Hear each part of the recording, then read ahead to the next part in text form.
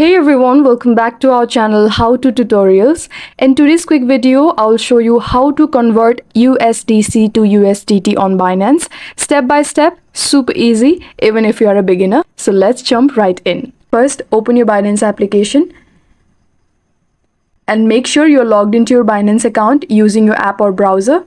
You can use the mobile application or go to www.binance.com.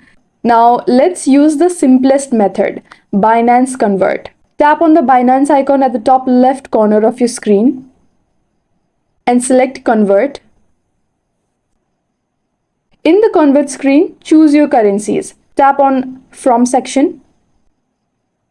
Here, select USDC. On the To section, select USDT. Right? And then enter the amount you want to convert. You will see a preview of the rate. Binance usually doesn't charge fees for stablecoin conversions, but double check. Like this. If everything looks good, just tap convert. The transaction is instant and your USDT will show up in your wallet right away. If the convert option does not work or you want more control over the price, use spot trading. And that's it. You will now be able to convert your USDC to USDT on Binance. Drop a comment below if you have any queries or want to see more crypto tutorials.